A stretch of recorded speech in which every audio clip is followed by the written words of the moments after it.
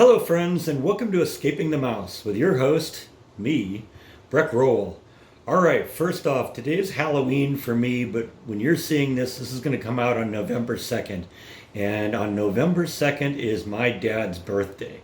So I want to take a moment to wish him a happy birthday. I know he got his birthday present about 10 days ago when he got out of the hospital. But, he's continuing to do well at home, and I just wanted to take this moment to wish him a happy birthday. So happy birthday, Dad. I hope you had a really great day today. All right, so today we're going to do another Professor Breck segment. This segment today was actually inspired by one of my viewers, Karen Snyder. She posed a question about a news report recently that was saying that there's a NASA chief who believes that the planet Pluto should be reclassified as a planet again. And she wanted to know what I thought about that.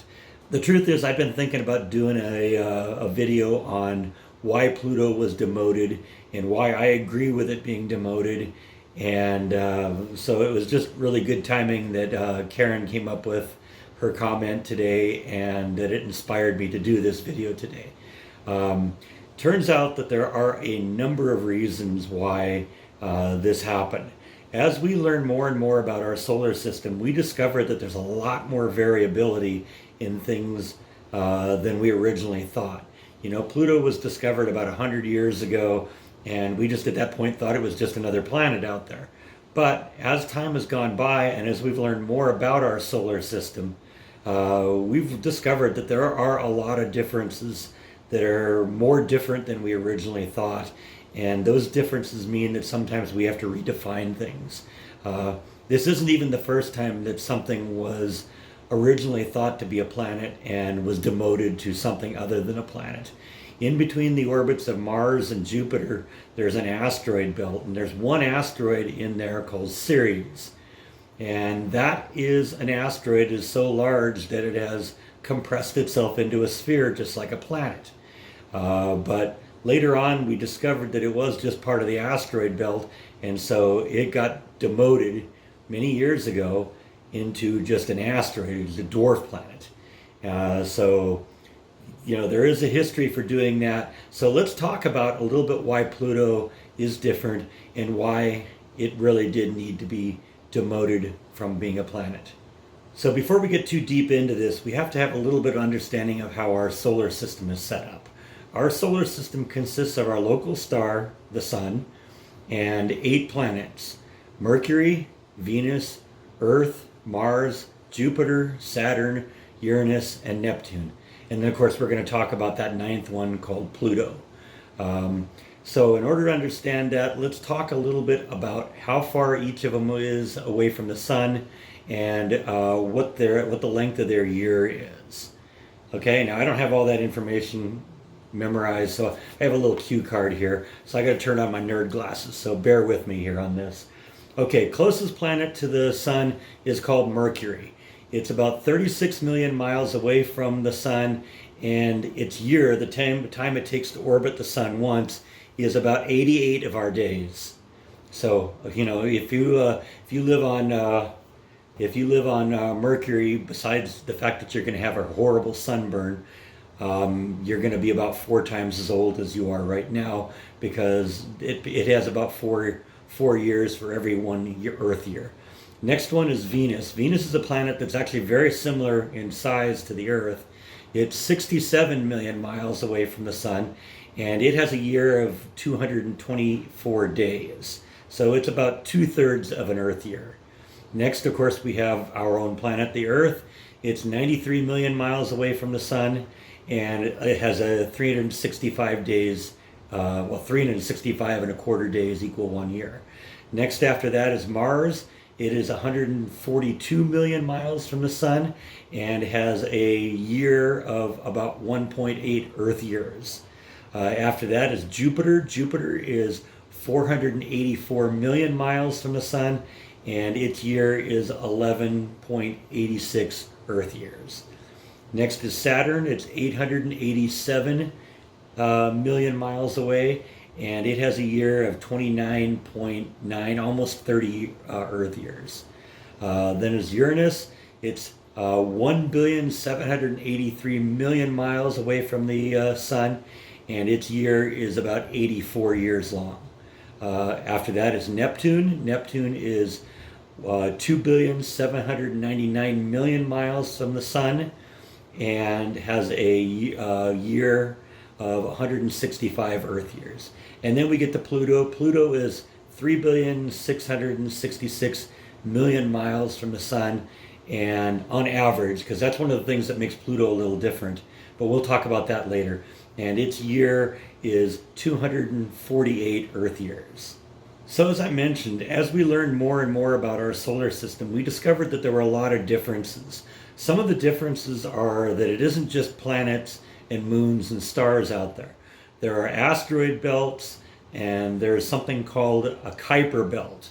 Kuiper belt is just basically a section of space outside the orbit of Neptune where there's just a lot of debris, a lot of rocks and stuff that are left over from the formation of the solar system. You got to remember that the solar system began as a gas cloud, and that gas cloud was probably the remains of a previous star that turned into a nova and ultimately a nebula, which is, like I said, just another word for gas cloud. And eventually that gas cloud began to pull together because of gravity, and as material began sucking into the center mass, which became our sun, it began spinning, and some of the mass on the outer edges became the planets, and the stuff in the center became the sun, and then there was leftover stuff that turned into this asteroid belt that's between Mars and Jupiter, and also this Kuiper belt that exists outside the orbit of Neptune. And see, this is why Pluto became very different, because we discovered that Pluto actually exists inside a Kuiper belt. It isn't just in a free orbit like the other planets are. And that was the thing that really was the reason that Pluto got demoted. They determined at that point that there were 3 requirements to be called a planet. Number 1, it had to be orbiting a star. Okay, all 9 of our planets do, including Pluto, do that. Second, it had to be large enough that gravity compressed it into a sphere. If it's just a big oblong rock, it doesn't get to be a planet. Now, I talked a little earlier about the asteroid Ceres. That was part of the reason that Ceres was originally considered to be a planet, is because it had compressed into a sphere. Even though it wasn't a very big sphere, it was big enough to compress into a sphere.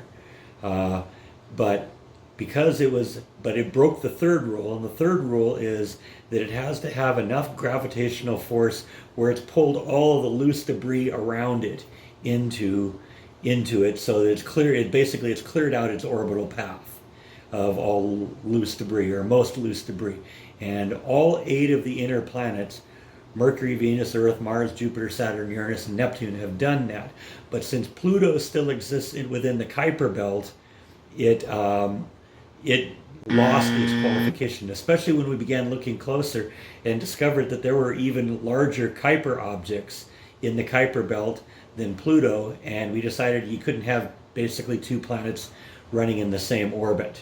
So essentially what happened is that was why Pluto got demoted, is because it violated that third rule. It had not cleared out its orbital path of debris. And so that was a big deal. Now there's another issue too that makes Pluto different. Pluto has a really weird orbit. All of the other planets orbit the sun in basically a circular pattern, and basically going the same direction, and also more or less in what they call the same plane of the ecliptic. And it's all relative to Earth. So Earth has a plane of ecliptic called 0, and basically the plane of the ecliptic is how much of an angle around the sun it does. They all kind of go around this way, but when you look at Pluto kind of goes around more this way. And that was one of the things also that caused Pluto to be different, because Pluto's plane of the ecliptic is way larger than all of the rest of the planets. All the rest of the planets in our solar system are 1 or 2 degrees from what the Earth is. And Pluto's was a lot more than that. I'll have to look up what the actual number is, but I'll put it on the screen right here when I look that up at a later point.